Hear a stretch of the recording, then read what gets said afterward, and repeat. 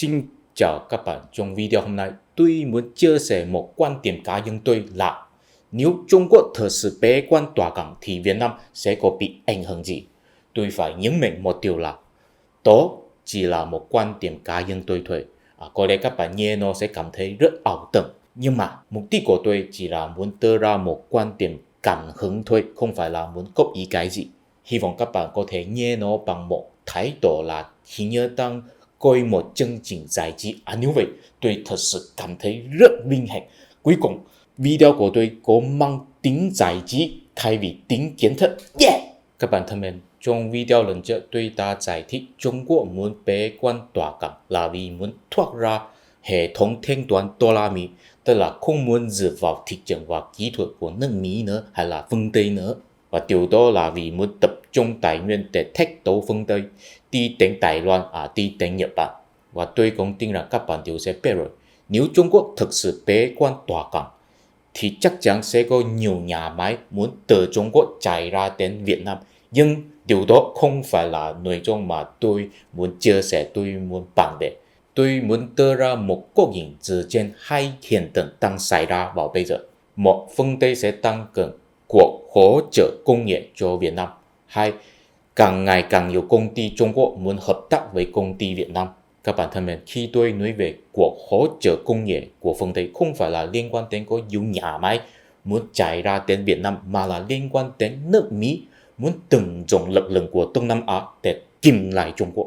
Và trong các quốc gia của Đông Nam Á, vị trí địa lý của Việt Nam là gần nhất với Trung Quốc và cũng có trên cái lãnh thổ nghiêm túc nhất với Trung Quốc. Cho nên tác dụng kìm lại của Việt Nam đối với Trung Quốc cũng là hiệu quả nhất và mạnh nhất. Cho nên so sánh với các quốc gia Đông Nam Á, nước Mỹ sẽ cho Việt Nam hỗ trợ lớn nhất và nó tình cờ liên quan đến cuộc phát triển kỹ thuật tiên tiến của Việt Nam. Nói cụ thể hơn là công nghệ xe điện của VinFast. Nói xa hơn là liên quan đến công nghệ pin và công nghệ năng lượng mới. Tôi tin rằng các bạn đều đã biết rằng VinFast sẽ xây dựng nhà máy ở nước Mỹ, và theo quan sát của tôi, đó không phải chỉ là một hành động của một công ty tư nhân thôi. Tại vì chính là vào ngày VinFast tuyên bố sẽ xây dựng nhà máy ở nước Mỹ, Tổng thống Biden đặc biệt đăng bài trên Twitter nói rằng đó là một ví dụ mới nhất là chính sách kinh tế của tôi đã thành công. Tại sao Tổng thống Biden đặc biệt đăng bài trên Twitter? Theo ý kiến cá nhân tôi là vì muốn tuyên bố rằng từ hôm nay Việt Nam và Mỹ là bạn bè rồi, và các bạn bè khác có thể tự do cung cấp những kỹ thuật cốt yếu cho Việt Nam rồi. Nếu những kỹ thuật bị chuyển sang áp dụng cho lĩnh vực quân sự, kể đi không sao. Các bạn thân mến, thật ra Trung Quốc cũng từng có trải nghiệm ưu đãi này. Vào năm 1980, Trung Quốc không phải là đồng minh của nước Mỹ, nhưng mà khi đó nước Mỹ muốn tận dụng Trung Quốc để kìm lại Liên Xô, cho nên nước Mỹ có thể hợp tác với Trung Quốc và cung cấp những kỹ thuật cốt yếu cho Trung Quốc. Phép màu kinh tế của Trung Quốc thật ra là có một phần chính là vì có sự hỗ trợ của nước Mỹ mới có khả năng. Và bây giờ nước Mỹ đang có trừng phạt kinh tế cho Trung Quốc, thật ra là hai giai đoạn của một thao tác. Khi Trung Quốc yếu quá, buông tay hỗ trợ.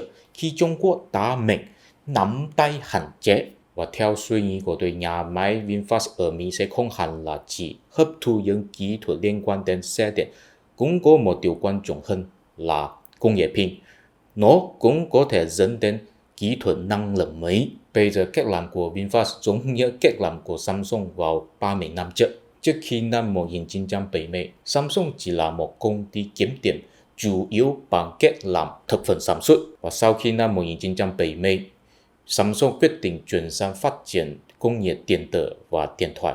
Tại vì khi đó công nghệ điện tử và điện thoại vẫn chỉ là một lĩnh vực mới, cho nên thời gian phát triển của các công ty không cách xa lắm. Ngay cả là công ty mới bắt đầu phát triển vẫn có cơ hội. Nếu không lo ngại lỗ tiền, cứ đầu tư phát triển nghiên cứu, có khả năng là có thể chiếm lĩnh được thị trường. Giống với VinFast, khi đó Samsung cũng có xây dựng nhà máy ở nước Mỹ và cũng không ngại lỗ tiền, cứ đầu tư. Cho nên luôn luôn có tin tưởng rằng nếu Samsung phát hiện có một sản phẩm có vấn đề thì sẽ thay đổi toàn dây chuyển sản xuất.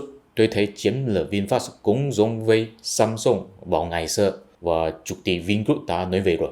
Nói đơn giản, VinFast là Samsung của Việt Nam tương lai. Và để làm được điều đó, nếu không hợp tác với phương Tây, tôi thực sự không thể tưởng tượng ra. Và nếu các bạn có ai đang học hoặc làm việc liên quan đến lĩnh vực xe điện, chúc mừng bạn, bạn sẽ có một tương lai tốt đẹp. Tại vì công nghệ xe điện đã trở thành một chiến lược tương lai của Việt Nam rồi. Bên này là Việt Nam sẽ lấy được lợi ích từ Mỹ, và cùng có bên khác là Việt Nam sẽ lấy được lợi ích từ Trung Quốc. Trung Quốc muốn bế quan tỏa cảng không phải là bị tiền rồi, mà là chỉ muốn bán hàng cho nước ngoài, nhưng không muốn mua hàng từ nước ngoài nữa. Tôi tin rằng các bạn đều đã biết rằng sau khi năm 2016 xảy ra chiến tranh thương mại giữa Mỹ và Trung Quốc, có nhiều công ty Trung Quốc hợp tác với công ty Việt Nam để tránh khỏi chính sách thuế quan của nước Mỹ. Tức là nếu Trung Quốc trực tiếp sản xuất từ Trung Quốc sang nước Mỹ thì sẽ bị tốn thuế rất cao ở hải quan Mỹ, tại vì đó là made in China.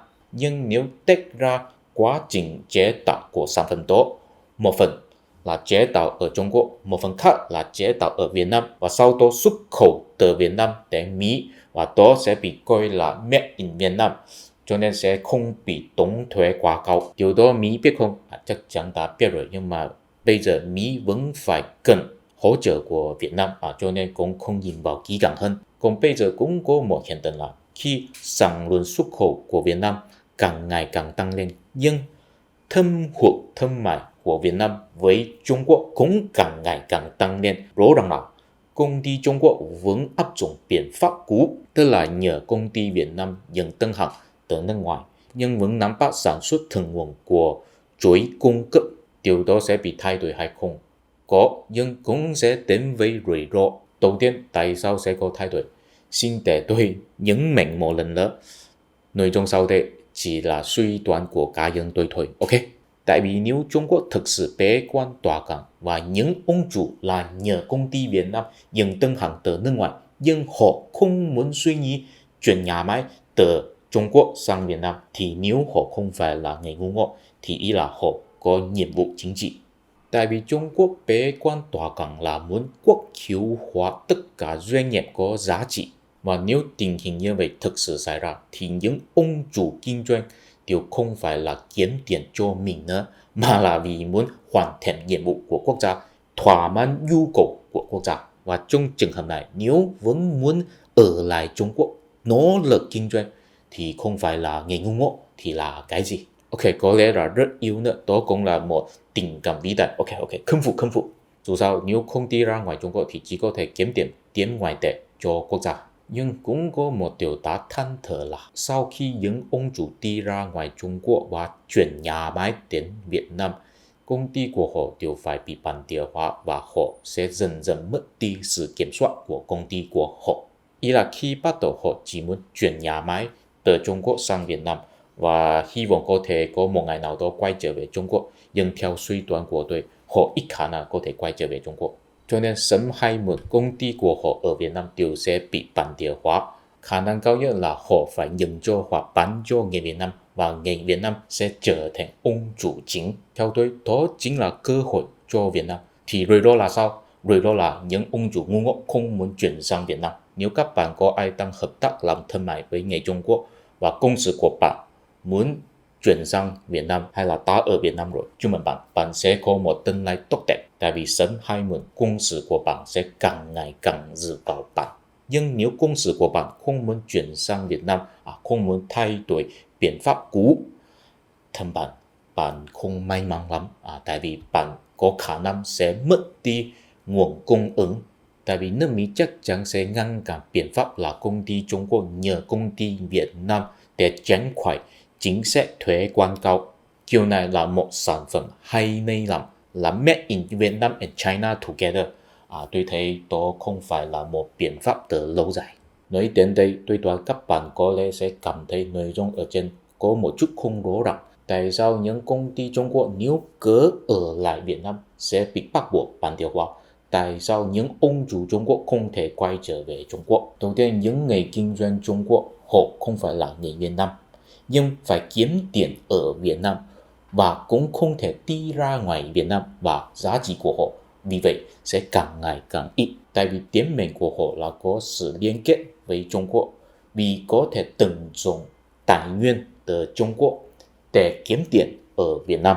Và nếu Trung Quốc thực sự bế quan tỏa cảng thì tất nhiên là tài nguyên từ Trung Quốc sẽ càng ngày càng ít, cho nên giá trị của họ cũng sẽ càng ngày càng ít.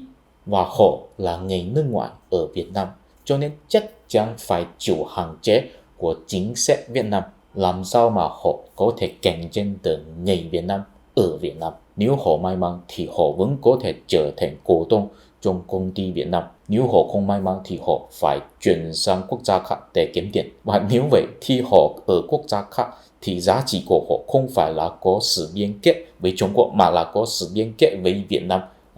Đó cũng là một chuyện đáng than thở. Trừ phi họ có kỹ thuật đặc biệt, tức là ngay cả họ đã mất đi tài nguyên từ Trung Quốc, nhưng mà họ có kỹ thuật đặc biệt thì bất cứ chỗ nào họ đều có thể sống sót được. Nếu vậy thì họ có thể chuyển sang quốc gia khác để tìm việc làm. Vấn đề thứ hai, tại sao họ không thể quay trở về Trung Quốc? Tại vì nếu Trung Quốc thực sự bế quan tỏa cảng, xây dựng một thể chế động viên thể chế và họ đi ra ngoài Trung Quốc, đi nước khác để kiếm tiền, thế đối với người Trung Quốc khác họ là cái gì? Kẻ phản bội, người hai mặt. Tại sao không ở lại quốc gia kiếm tiền cho quốc gia? Cho nên nếu họ quay trở về Trung Quốc chắc chắn sẽ bị thanh toán chính trị. Ok, nếu Trung Quốc kết thúc chính sách bế quan tỏa cảng thì sao? Có khả năng, nhưng mà chỉ có trong một trường hợp là họ có thể quay trở về Trung Quốc. Đó là Trung Quốc bỏ qua chính sách thách đấu với phương Tây, bỏ qua ý nguyện thống nhất Đài Loan, bỏ qua ước mơ trở thành trung tâm thế giới mới. Tôi thực sự không thể tưởng tượng ra chính phủ Trung Quốc phải làm gì mà có thể để người dân Trung Quốc tiếp nhận những bỏ qua đó. Nếu các bạn có ai có thể tưởng tượng ra, xin giải thích cho tôi, cảm ơn.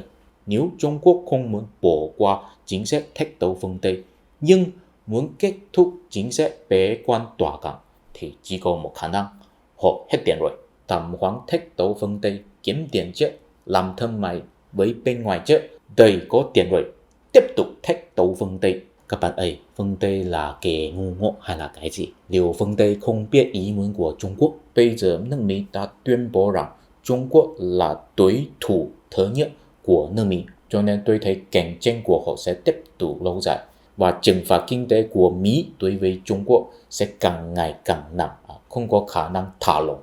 Không có lẽ là Trung Quốc có thể nói rằng xin lỗi anh, em không có ý xúc phạm anh, ok? Mình tiếp tục làm mình tiếp tục làm thương mại, em chế tạo, anh mua hàng, được không? Thân mến! Không có khả năng nữa. Theo suy đoán của tôi, theo định kiến của tôi, nếu Trung Quốc thật sự bế quan tỏa cảng nhưng sau đó mở cửa lại, có hai khả năng. Một khả năng là phương Tây nhận thua, Trung Quốc thắng lợi. Nếu vậy, chúc mừng người Trung Quốc thay thế nước Mỹ trở thành trung tâm thế giới mới. Nội dung ở trên tôi bản về đều là nói vớ vẩn, không có giá trị. Tôi lo sợ thái quá. Ok, tôi đi làm phẫu thuật thẩm mỹ, xóa bỏ hết các video của tôi, sang Trung Quốc tìm việc làm. Cũng có một khả năng là phương Tây thắng lợi, Trung Quốc nhận thua. Nhưng mà nếu vậy thì chính phủ Trung Quốc vẫn còn tồn tại không? Trung Quốc vẫn là Trung Quốc bây giờ không? Tôi không dám nói. Các bạn tự phán đoán. Trước khi kết thúc, tôi muốn dự báo một điều là nếu các bạn có chú ý, tôi đã không tâm sự nữa. Tại vì câu chuyện của tôi đã nói hết trong mấy video trước đây rồi. Và nhờ các câu hỏi và các góp ý trong cộng đồng, tôi đã biết rồi. Đa số khán giả của tôi chủ yếu là quan tâm hai vấn đề: văn hóa Trung Hoa và kinh tế Việt Nam. Cho nên tôi có kế hoạch là trong mấy video tiếp theo tôi sẽ đưa ra một hàng loạt, một series video chuyên môn nói về Việt Nam có tên là Tôi nhìn Việt Nam. Cho nên những vấn đề mà tôi không bàn về trong video Q&A, tôi đều sẽ bàn về trong hàng loạt video tiếp theo. Hy vọng các bạn nghe rồi sẽ cảm thấy thú vị, ủng hộ tôi để tôi lấy được thu nhập quảng cáo, hay là có thể trực tiếp hơn donate cho tôi. Xin các bạn tiếp tục theo dõi kênh của tôi. Video tiếp theo sẽ là một chủ đề mới. Cảm ơn các bạn, mình hẹn gặp lại trong video tiếp theo. Bye bye.